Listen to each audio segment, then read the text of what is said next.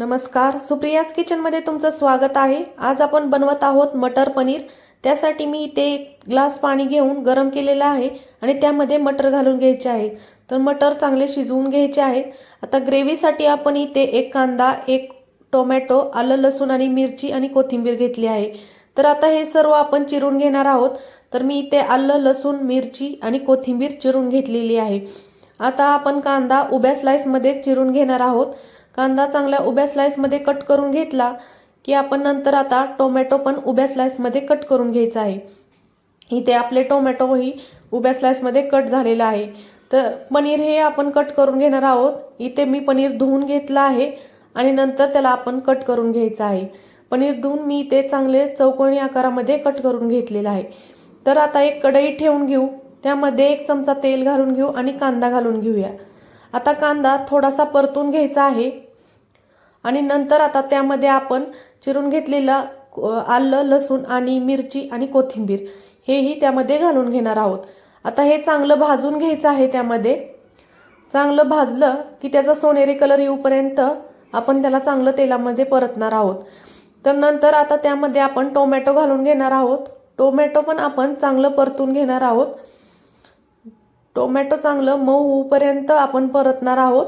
इथे टोमॅटो घालून घेतलेला आहे। आता टोमॅटो आपण 2 मिनिटांसाठी झाकून ठेवूया, जेणेकरून ते चांगलं मऊ होईल। 2 मिनिटांनी आपले टोमॅटो चांगलं मऊ झालेलं आहे। चला तर आता हे सर्व मसाले आपण मिक्सरमधून बारीक करून घेऊया। आता याची आपण चांगली पेस्ट बनवून घ्यायची आहे। एका कढईमध्ये आता 1 चमचा तेल घालून घेऊया आणि त्यामध्ये आपण अर्धा चमचा जिरे घालून घेणार आहोत। जिरे चांगले तडतडले की त्यामध्ये आपण 1 वेलची घालून घेणार आहोत आणि 1 चमचा काश्मीरी लाल मिरची पावडर घालून घेणार आहोत आणि आपण तयार करून घेतलेली पेस्ट घालून घ्यायची आहे। तर इथे मी काश्मीरी लाल मिरचीचा पावडरचा उपयोग तेलामध्ये केलेला आहे, जेणेकरून आपल्या ग्रेव्हीला चांगला कलर यावा। तर इथे आपण सुके मसाले घालू। यामध्ये थोडीशी हळद घालून घेऊया, 1 चमचा धने पावडर घालूया, गरम मसाला घालून घेऊया आणि नंतर थोडंसं मीठ घालून घ्यायचं आहे।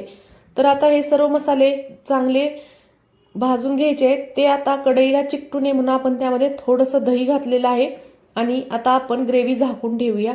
ग्रेव्ही आपण 5 मिनिटांसाठी झाकून ठेवायची आहे। तर बघा इथे ग्रेव्हीने किती छान तेल सोडलेलं आहे। तर आता आपण त्यामध्ये शिजवून घेतलेले मटर घालून घेणार आहोत। मटर हे आपण ग्रेव्हीमध्ये चांगलं मिक्स करून घ्यायचे आहेत आणि नंतर त्यामध्ये आता आपण गरम पाणी घालून घेणार आहोत। गरम पाणी घातल्यानंतर ग्रेव्ही चांगली मिक्स करून घेऊया आणि 5 मिनिटांसाठी झाकून ठेवूया। तर आता आपली ग्रेव्ही चांगली शिजलेली आहे, यातून तेल बाहेर आलेलं आहे। तर आपण यामध्ये आता पनीर घालून घेऊया। मी इथे पनीर कट करून घेतलं होतं, ते आता आपण यामध्ये घालून घेऊया आणि नंतर आपण पनीर 2 मिनिटांसाठी झाकून ठेवणार आहोत, जेणेकरून आपलं पनीर चांगलं मऊ शिजलं जाईल। तर आता इथे 2 मिनिटांसाठी आपण पनीर झाकून ठेवूया आणि नंतर आपलं मटर पनीर तयार झालेलं आहे। हे चपाती, रोटी, नान याच्याबरोबर खूप छान लागतं।